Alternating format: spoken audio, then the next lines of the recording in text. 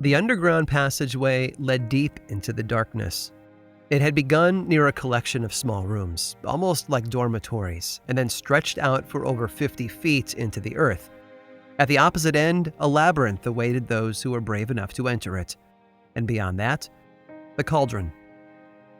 Don't think of those little black plastic things that kids carry with them on Halloween night. No, this cauldron was made of heavy bronze, and it was enormous, large enough to fit a grown adult in fact. And when it was discovered in 1958 at the foot of a mountain in western Greece, archaeologist Sotirios Dakaris knew what he was looking for. It was a temple known in the ancient times as the Halls of Hades and Dread Persephone, a name that comes to us from Homer's Odyssey, where the adventurer Odysseus stopped to ask the prophet how to get home. And this cauldron was part of the temple's offerings, an enormous vessel that would contain water or oil with a mirror-smooth surface, used to do one specific thing: to peer into the future. It might be an ancient idea, but the human desire to know the future has never faded away. In fact, as our world becomes more and more complex, it might be fair to say that we are more interested than ever before in what the future holds. Whether you're browsing movie options or national bestseller lists, you're never too far from concepts like time travel or prophecies. The future, more than anything else, is what our eyes seem to be set on. So of course it makes sense that thousands of years of human history have led to the development of systems and tools that make it possible. Rituals and practices that are said to gift the user with a glimpse into the misty waters of the not yet, in hopes of guiding them through the right now. But if history is any indication, that pursuit of future knowledge hasn't always been acceptable. In fact, it's been seen by many over the centuries as a dark art with dangerous pitfalls. To play with the future is to play with fire, and the consequences could be tragic. Fortune-telling, it seems, might just get you killed. I'm Aaron Mankey, and this is Lore.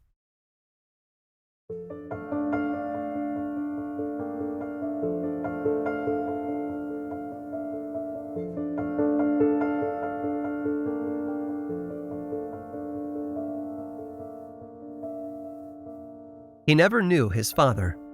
When he was born in December of 1421, that man was far away in France, fighting a war he would never win.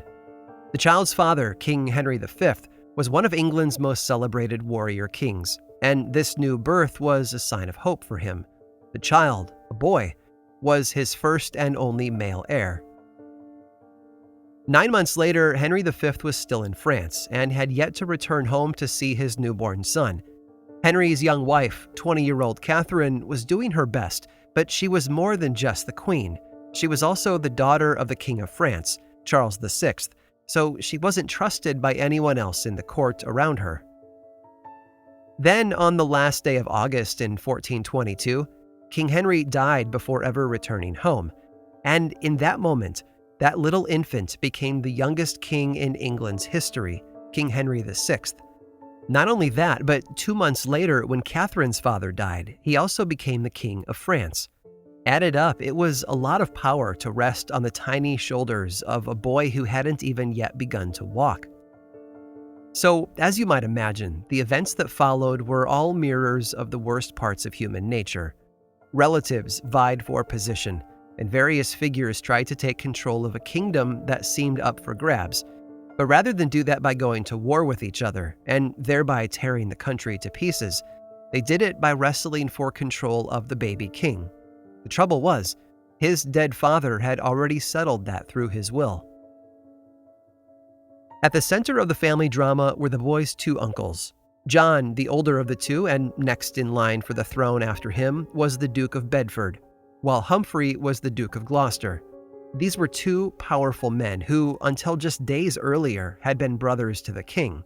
But they had never played nice with each other, and the new situation only made that worse. Thankfully, the dead king's will was clear.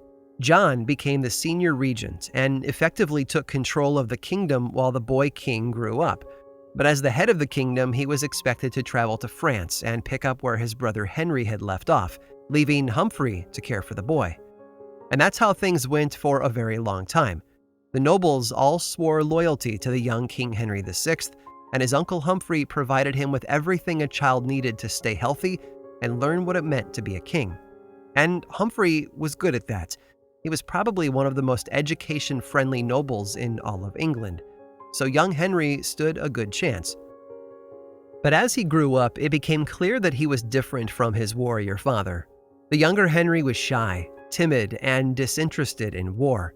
And for a country that had been fighting with France for the better part of 8 decades, that wasn't a good thing. So as you might imagine, his daily life was rather tense and confusing. It didn't help that his 2 uncles, John and Humphrey, got along more like children than grown men. Whenever John was home from the war in France, he and Humphrey argued endlessly, and according to many historians, these fights often devolved into physical battles. And when they couldn't settle their disagreements themselves, these 2 experienced grown men would call upon their young nephew King to settle it for them.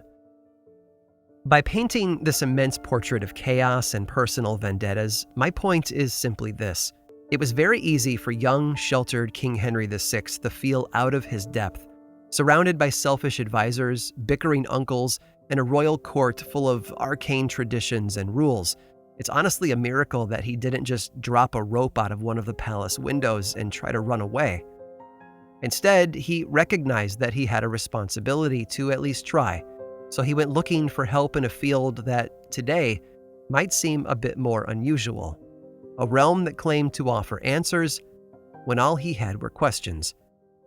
The world of astrology.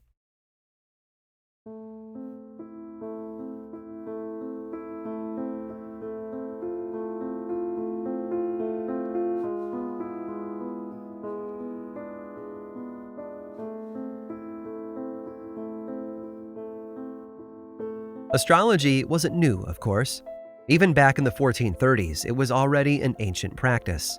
And yes, for a very long time, it was tied to the other stargazing practice of astronomy, but only one of them is still considered a science today. Those who practiced astrology lived alongside a very fine line, though. They have always been popular, but for the most part allowed to conduct their business peacefully. But anyone whose work involved secret rituals and tampering with the thin veil between this world and the next, well, they were risky, to say the least. The Renaissance, however, brought it back into the light. Between the 14th and 16th centuries, countless public figures became patrons of astrologers, looking for answers and guidance. Common folk, nobles, kings, and even popes all placed their trust in the words of these fortune tellers. So please, don't think of it as an illegal, illicit practice. The historical context here says otherwise. But there was a fine line, of course. There was a small clause in a bit of English law from 1351 that made it illegal to compass or imagine the death of a king. And not just a crime, but treason.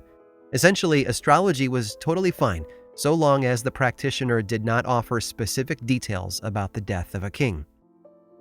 Maybe they believed that by putting those words out there, they would come true, or perhaps even considering those notions was simply seen as disloyalty. I have a feeling it was a bit of both. Regardless, that was the line. Make all the predictions you want, they said, but leave the king out of it, or else you're guilty of treason. Which is what made Marjorie Jourdain so controversial. She was a wise woman who performed a lot of the jobs we might associate with historic traditional witches. She crafted charms, grew herbs, worked as a midwife, and, of course, worked as a fortune teller. And locals gave her a nickname because of it. She was the Witch of Eye. Now, among her many clients, rich and poor alike, was a young woman named Eleanor Cobham. She was the daughter of a noble family, but not a prominent one, which meant that she had a bit of means, but a lot of ambition. And with it, she managed to get herself taken on as lady-in-waiting to the wife of the king's younger uncle, Humphrey, the Duke of Gloucester. From there, she continued her ambitious climb. She hired Marjorie, the Witch of Eye, to make her a love potion, and then managed to slip it into Humphrey's drink. And while we could debate about how effective that might have been, whether love potions really work, or if the act of using one simply gave her the courage she needed to grasp for more, that's not important here. What's important is that a short while later, she was Humphrey's mistress. Eleanor had just moved up the ladder another step. Her next accomplishment took another 3 years, but in 1428, when the boy king was just 7, Humphrey had his own marriage annulled and married Eleanor instead. It didn't make her popular, of course, but that's not what she was after. She was after power, and now, after years of work, she was married to the man who was second in line to the throne. And she just kept climbing. In 1431, she was admitted to a fraternity that her new husband belonged to. A year later, she was appointed as a Lady of the Garter, a companion in the highest order of knights in the kingdom. Then, in 1435, Humphrey legally brought her fully into his finances, making her co-owner of his entire estate.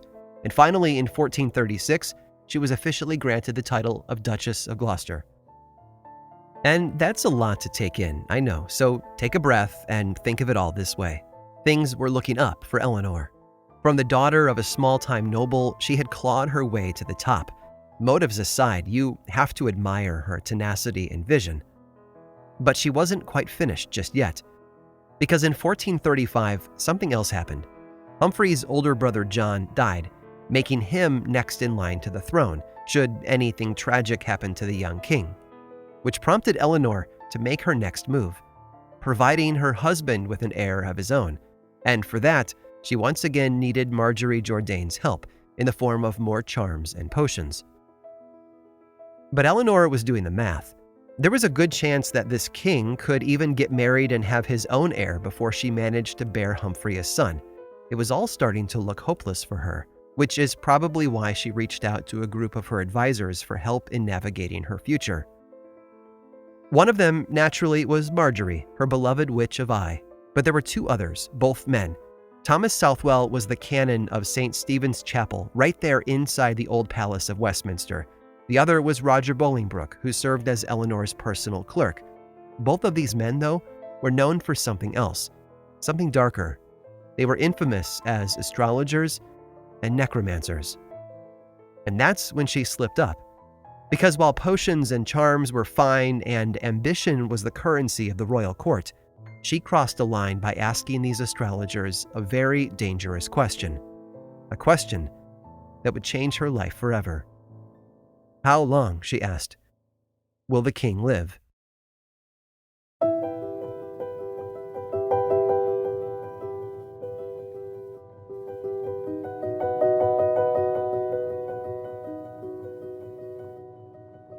They gave her a dangerous answer. Both Roger Bolingbroke and Thomas Southwell appear to have delivered the same sort of prediction to Eleanor. The young King Henry would become sick with an illness during the summer of 1441, and he would never recover. Now, as we've already discussed, this was a bad thing. This prediction painted specific details of what was about to happen to the king, and followed those details through all the way to death.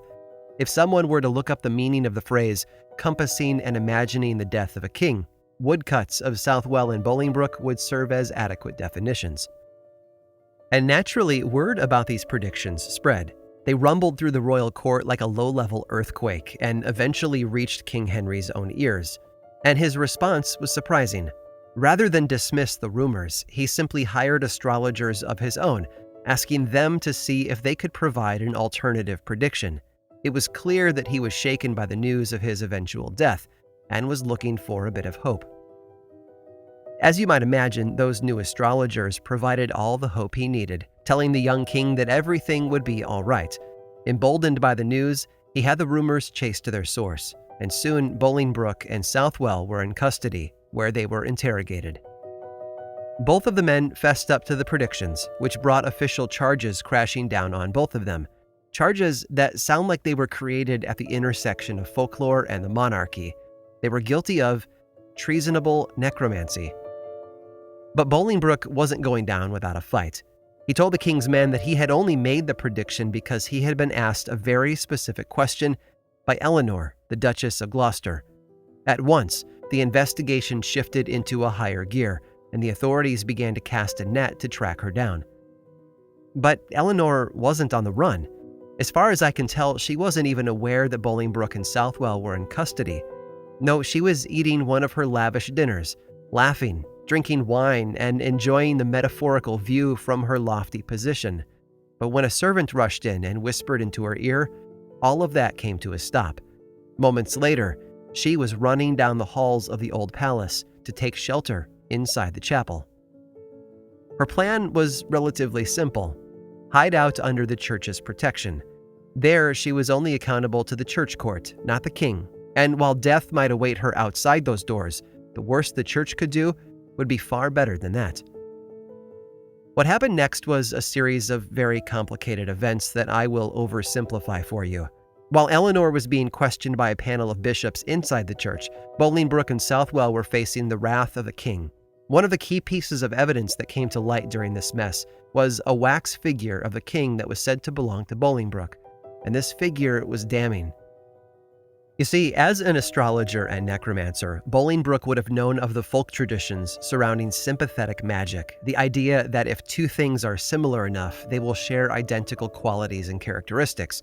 And one of the more nefarious uses of this principle was the wax figure, a procedure commonly found in grimoires of the era. The process was simple enough. Craft a wax figure of the person you wish to harm or kill, and then give it a Christian baptism using that person's name. This was meant to make the link between them more powerful, and therefore give the damage done to the wax figure a greater chance of repeating itself in or on the person it represents. In a lot of ways, Bolingbroke was accused of making a sort of voodoo doll, like we've all seen used in TV and film over the years. And the results were damning. Bolingbroke had been caught red-handed, and the case was airtight as far as the authorities were concerned. Eleanor, however, wasn't as easy to crack. Instead of admitting fault, she had denied almost all of the charges against her. Instead, she claimed that she had only sought the men's advice on how to conceive a child for her beloved husband, a question she had also asked of her old friend Marjorie Jourdain, the Witch of Eye. She was trying to help herself, but in the process put a target on Marjorie's head. A short while later, the other woman was arrested as well. Marjorie's doom arrived with the discovery of a wax figure in her own home. It was described as rather melted and disfigured, and there was no way of knowing for sure who it was meant to represent. But given the circumstances, the authorities just assumed it was the king, and that she had been melting it to make him ill. There wasn't much of a trial for Marjorie, although knowing how women of her station and occupation were treated in those days, her end was sadly predictable. She was found guilty of high treason and burned at the stake on October 27th of 1441. Thomas Southwell died in the Tower of London before he could face his own punishment. It's rumored that he predicted his own death, claiming that he would die in his bed and not by justice. A fitting end to a known astrologer, I suppose. But Roger Bolingbroke lived through all of that. He watched all the players in this twisted drama leave the stage one by one until he was the last man standing. On November 18th, he was found guilty and sentenced to death. Thankfully, he wouldn't have to wait long for that death to arrive. Later that day, he was drawn and quartered, a phrase that many people are familiar with without knowing the full scope of that punishment. The drawn part refers to how the criminal arrived at the gallows, dragged or drawn behind a horse. For Bolingbroke, his destination was the execution site known as the Tyburn Tree, located close to where London's Marble Arch stands today. Once there, he was given a chance to cry out to God for mercy. Then, he was hanged in front of the gathered crowd until just before the moment of death. It wasn't an exact science, and some criminals died at the end of the rope, but many survived. As far as we know, Bolingbroke lived to experience the next phase of his punishment.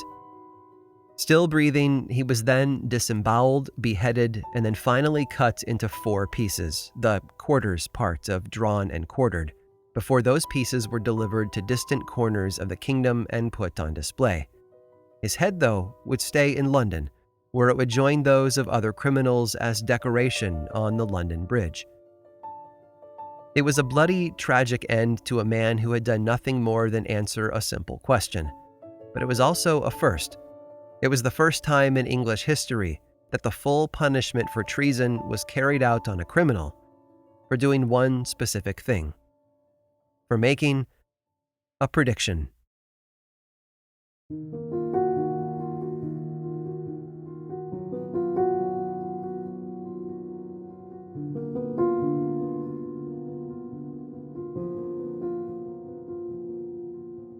Humans are predictable. It's a reality that's been part of our world since the very beginning. Wherever there is power held by the few over the many, fear and superstition have been wielded like weapons to defend it. We lash out at the things we don't understand, yes, but the powerful do it when they feel threatened. This predictability of human nature is also what made the job of ancient astrologers so easy. Like an experienced hunter knowing exactly which direction their prey will run when cornered, allowing them to be guided into the trap. These fortune tellers may or may not have had a direct line to the divine, but at the very least it's clear that they understood what made people tick, and then used that to their advantage. Not everyone won out, though. Even Eleanor, after retreating into the sanctuary of the church, found consequences waiting for her.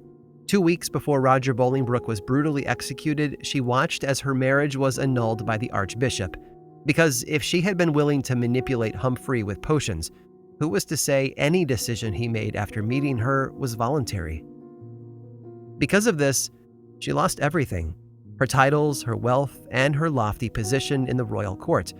A week later, on November 13th of 1441, she stepped out of the palace chapel and into a street surrounded by hundreds of curious onlookers to begin the next step in her punishment, her penance. This woman, who had once paraded through the streets of London dressed in shimmering gowns, was forced to walk plainly dressed and barefoot through the mud and manure that represented her new station in life. She was instructed to carry a lit 2-pound candle from one location to another across town.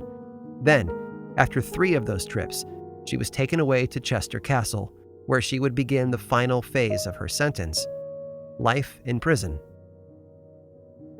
She would move around over the next few years, but by 1449 she found herself inside Beaumaris Castle, about 75 miles west of Liverpool. She died there 3 years later, on July 7th of 1452, poor and powerless. But one person from her life still managed to hold on to a bit of control: the Witch of Eye. You see, Marjorie had been a troublemaker for a lot longer than Eleanor had known her. In fact, 10 years before her death, Marjorie had served time in prison for some of the less savory aspects of witchcraft. When she was released, she swore she'd never do it again. But that didn't last very long. As she took on more clients, and those clients became more and more powerful, she met people like Eleanor, as well as a man named Edmund Beaufort, the Duke of Somerset. We know he was a paying customer, at least for a while, but it seems that they had a falling out. In the middle of that disagreement, she predicted that he would eventually die in a castle. During the week that Marjorie was in custody and that wax figure was found in her possession, the court sought out other witnesses to her crimes, and one of the men who stepped forward was none other than Edmund Beaufort, who agreed that yes, she was a powerful witch, and not one to be trusted. Marjorie, of course, lost her life a short while later, and I can't help but think that Beaufort believed that he had slipped free from her prediction about his own demise. He certainly went on living as if there were no dark clouds hanging over him. But you can't outrun your own destiny. On May 2nd of 1455, Beaufort participated in the First Battle of the War of the Roses, which took place about 20 miles north of London. In the process, the Duke was wounded, and in an attempt to save his life, he was carried off the battlefield and into a local establishment. Sadly, he died there from his wounds. For those that knew about Marjorie's prediction that he would die in a castle, his death came as quite a revelation. Not because it happened, but because the building he died in wasn't a massive stone fortress or the home of royalty. It was just an inn. The Castle Inn.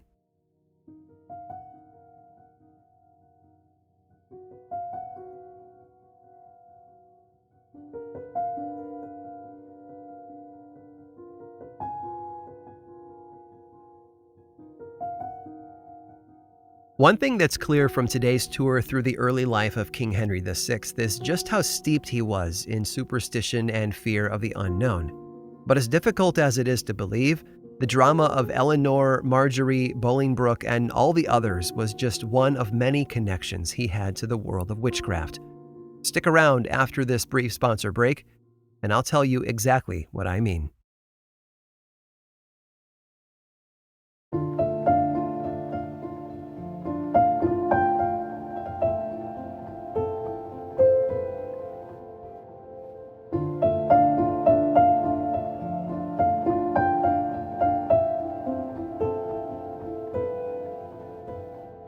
I hope it's obvious just how powerful the world of folk magic and superstition was in the time of King Henry VI. Anytime a government passes a law that makes predicting the death of its ruler a crime punishable by death, it's pretty clear they've crossed the line. In that sort of environment, and born and raised on that fear, young King Henry behaved exactly as we might expect. But there's more to it than that. Remember, he never had a chance to meet his father, King Henry V, but he grew up around his father's stepmother, Joan of Navarre. She had married his grandfather, Henry IV, back in 1403, and even after he died 10 years later, she was reported to have had a strong and friendly relationship with her stepson, Henry V. Things went sour in 1419, though. Joan of Navarre was accused of plotting Henry's death, and rumored to have used dark magic as her weapon of choice. But Henry survived, and Joan had her entire fortune confiscated before being thrown into prison. It would get her out of the picture long enough for Henry to return to the war in France, but his death would change all of that. I mentioned earlier how his will dictated how his infant son was to be cared for and who would be regent while he was growing into adulthood, but it also called for a third thing. His stepmother, Joan of Navarre, was to be released and given back her fortune. After that, Joan was active and around all through the years that Henry VI was growing up, until her death in 1437. My point is this. Henry might have had a good reason to fear the power of folk magic, because he spent his entire childhood in contact with a woman who had, at least according to rumors, tried to kill his father with sorcery. But as amazing as it might sound, there's at least one more connection between his family and a powerful figure who threatened to destroy them. Remember his bickering uncles, John the Duke of Bedford and Humphrey the Duke of Gloucester? Well, John spent most of his time as regent across the English Channel in France, bouncing back and forth as needed, although it was usually just to settle an argument with his brother, who had a bit of a chip on his shoulder. In 1427, John headed back to France after yet another of those sibling spats, and found the war flaring up with new life. A new French military leader had arrived on the scene, claiming to have a message and mission from God, and this new fuel turned the latter portion of the century-long conflict into a religious war. John, Duke of Bedford, was furious. He was so close to the finish line, believing that taking the city of Orleans would signal the end of the war. But this newcomer changed all of that, and John was forced to withdraw his siege of the city. And then, while he was trying to clean up that mess and find his rhythm again, the French followed their new leader out into the countryside and began to liberate town after town that had previously been controlled by the English. I think it's an understatement to say that things were falling apart for John and his English forces. And then they only got worse after that. For almost 3 years, this is how things went for John of Bedford. Capturing this military leader became almost an obsession of his, all the more so because it was believed their actions were those of a heretic and a sorcerer. But in May of 1430, English allies managed to ambush thousands of French soldiers and found their beloved military leader among them. The trial was nothing more than a trap, meant to trick the prisoner into self-incrimination. Church officials attempted to force theological mistakes, but it didn't work. In the end, frustrated with all of the dead ends that kept popping up in their prosecution, the trial settled on a more obscure heretical crime. Not witchcraft, but cross-dressing. Cross-dressing because the military leader was a woman who wore the uniform of a soldier as part of her mission to lead French troops to victory, a mission given to her, she claimed, by God. And yes, the utterly absurd charges brought against her led to her being burned at the stake on May 30th of 1431. But no amount of blazing fire could ever erase her courage and vision from the pages of history, which is why most people alive today still know her name. The Maid of Orleans, Joan of Arc.